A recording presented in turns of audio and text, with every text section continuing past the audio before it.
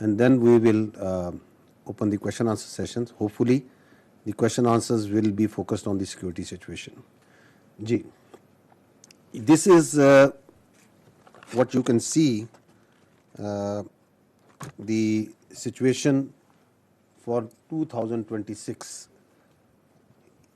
2026 आज जुलाई के हम आखिर में हैं, तो ओवरऑल इंटेलिजेंस बेस्ड ऑपरेशंस जो किए गए हैं वो 40,348 हैं. जब हम ये कहते हैं तो this is all security forces, it includes police, the second civil arm forces, intelligence agencies and the arm forces. इसके अंदर बल्क जो सी है that is in Balochistan which is more than 31,000. और इस दौरान जो टेररिस्ट इंसिडेंट्स हैं दे आर 3,145, जिसमें KPK में 1971 हैं, बलूचिस्तान में 1148 हैं, रेस्ट ऑफ पाकिस्तान में 26 हैं. इस दौरान जो दहशतगर्द, जो मुसद्दिका दहशतगर्द हैं, तस्दीक शुदा जो मारे गए हैं, they are 2,084, which comes to at an average of 10 terrorists being killed every day, which is the highest ratio ever. अगर आप इसका कंपैरिजन भी आगे दिखाऊंगा. इस दौरान ये जो IBOs कर रहे हैं, इनकी अगर एवरेज देखी जाए तो आपकी जो सिक्योरिटी फोर्सेस हैं they are undertaking around near to 194 intelligence based operations per day. So every hour these IBOs are going on.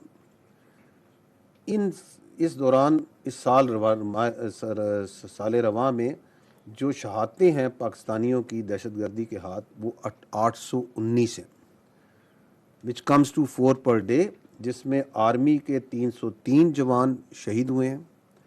Law enforcement agencies जिसमें पुलिस और सिविल आर्म फोर्सेस हैं उसके 194 हैं, और सिविलियंस 322 हैं जो शहीद हुए. इस साल टोटल 28 सुसाइड बॉम्बर्स जो से हैं इंसिडेंट हुए हैं. The majority of them as in last year this year were also Afghanis. अभी जो टांक में भी वाक़या पेश आया देवर अफगानीज, जो कराची में भी वाक़या पेश आया they were also Afghanis. So that trend remains. The Afghanis nationals and people even associated with their जो उनकी सिक्योरिटी फोर्सेस हैं, part of the terrorist who are killed, captured and used in ये सुसाइड बॉम्बिंग में अब इस्तेमाल होती है. Next slide. ये एक तकाबली जायज़ा है of the counter terrorism, the kinetics का. आपने लास्ट ईयर ये देखा होगा, इस साल के शुमार में हमने आपको 2025 तक का दिया था. सो इफ़ यू सी 2025, तो the total terrorist that were killed was 2597.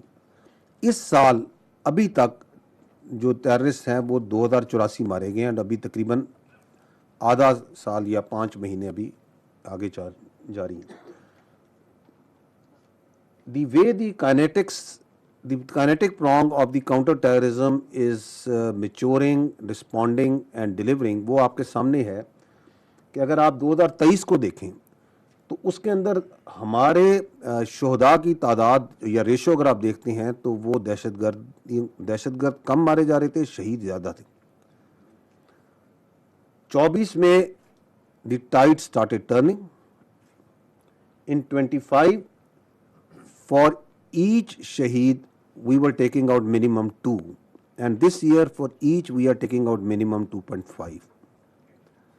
So that is the kinetics part. सवाल आपका बिल्कुल बनता है कि ये 7 इंसिडेंट्स क्यों बढ़ रहे हैं? Because once the other elements of their strategy they start they go into a diminishing returns, तो एक तो जोर यहाँ पे ज़्यादा लग रहा है, और वो आपने देखा कि मार्के हक में जब उनकी डायरेक्ट स्ट्रेटजी नाकाम हुई तो they started investing a lot more over here. Something of this has to do with what's the agenda of the terrorist supporting Taliban regime in Afghanistan, जो उनके ज़ेर तसल्लुत इलाके हैं वहाँ पे क्या हो रहा है. And it has to do, a lot also has to do with the clarity that the state of Pakistan has, because these terrorists and their sponsors have come to understand कि अब इनकी कोई अपीजमेंट की गुंजाइश नहीं है, अब इनसे कोई बातचीत की गुंजाइश नहीं है.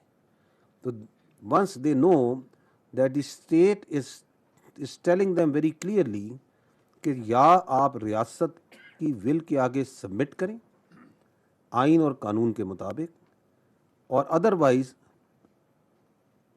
we are here and we are standing and we are fighting.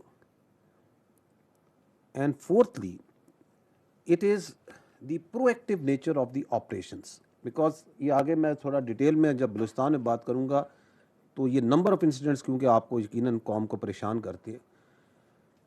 तो once we get more proactive and we reach out and we engage, तो एंगेजमेंट्स होंगी.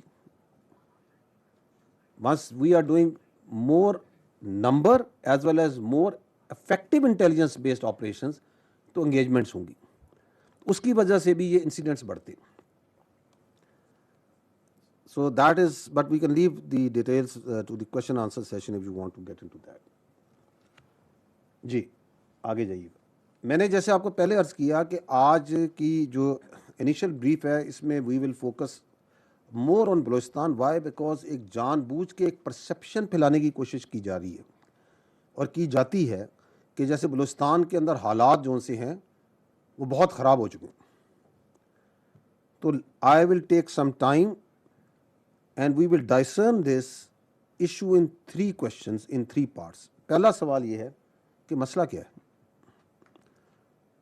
and we will jointly collectively try to find an answer to that. The second is क्या हो रहा है, and third is what is being done.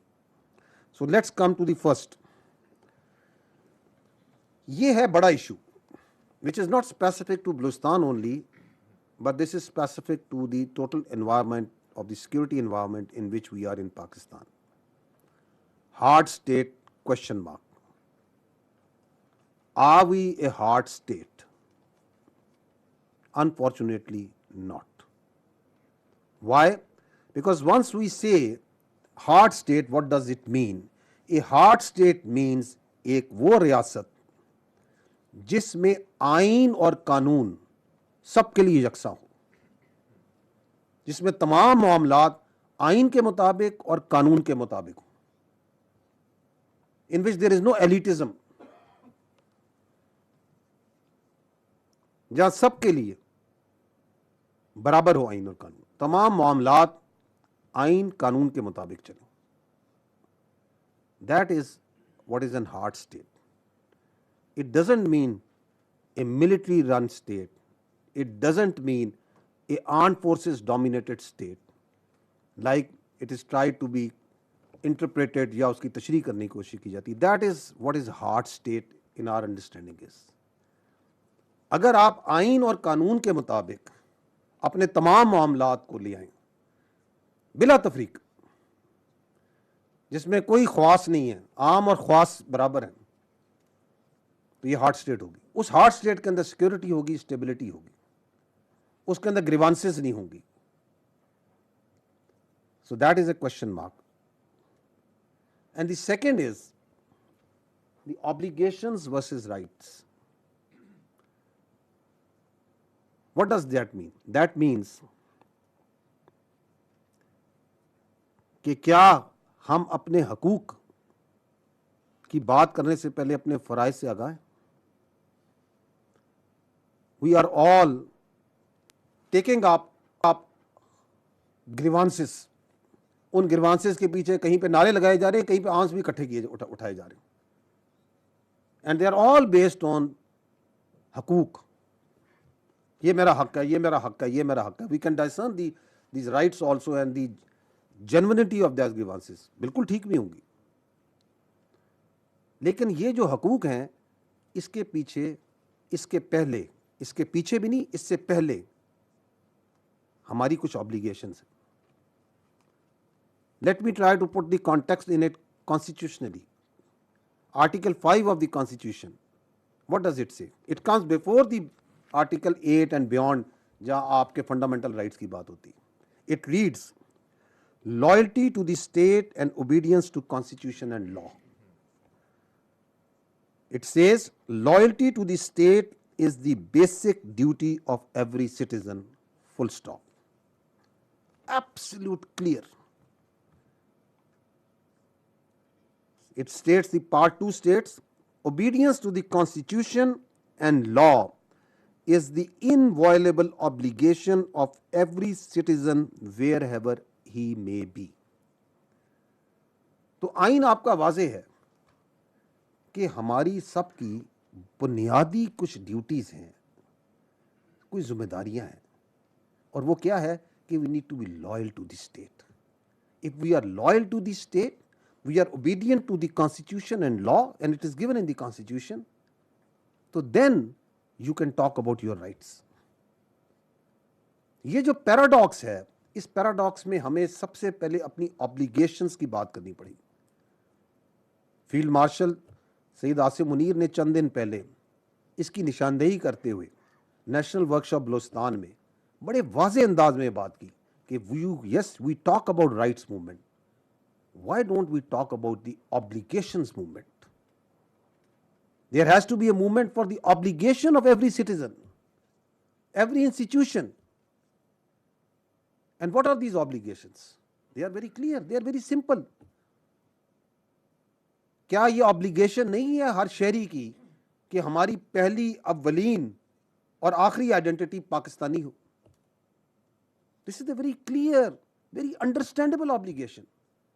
ना कि हम तरजीह दें अपनी हसबियत को, अपनी फ़कीयत को, अपनी नस्लियत को, अपनी पंजाबियत को, पख्तूनियत को, बलोचियत को, कश्मीरियत